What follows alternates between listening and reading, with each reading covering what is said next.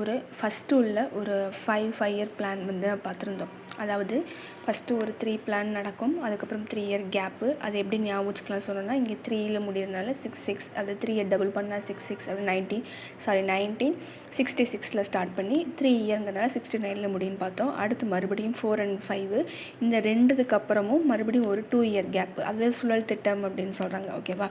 Next அதுக்கடுத்து நம்ம பார்க்கக்கூடியது வந்துன்னா 6வது 5ஆண்டு திட்டத்தோட காலம் பார்த்தோம்னா, இங்கே வந்துட்டு 80ல் முடிஞ்சிருக்குதா, அப்போ 80 to 85, 85 to 90 இது ரெண்டுமே வித்தவுட் பிரேக்கில் தான் நமக்கு வந்திருக்கும்.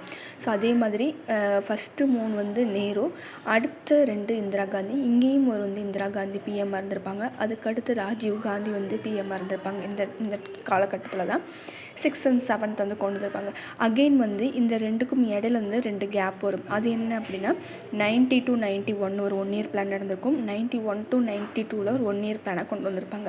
இதில் தான் அந்த எல்பிஜி கொண்டு வந்திருப்பாங்க, லிபரலைசேஷன், ப்ரைவேட்டேஷன் அண்ட் குளோபலைசேஷன். ஸோ இது மூணுமே வந்து இப்போ தான் இன்ட்ரடியூஸ் பண்ணியிருப்பாங்க.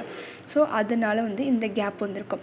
அதுக்கப்புறமா 8 and 9 வந்து 8வது 5ஆண்டு திட்டம் வந்து 92லேருந்து 97, 9 வந்து 97லேருந்து 2002. இதில் வந்து அப்படியே கண்டினியூ ஆகும். 5 நம்ம ப்ளஸ் பண்ணி போட்டால் போதும். 92லேருந்து டில் 2017 வரைக்கும் நம்ம என்ன பண்ணிக்கலாம்னா ப்ளஸ்ஸாக நம்ம வந்து கொண்டு வந்துக்கலாம்.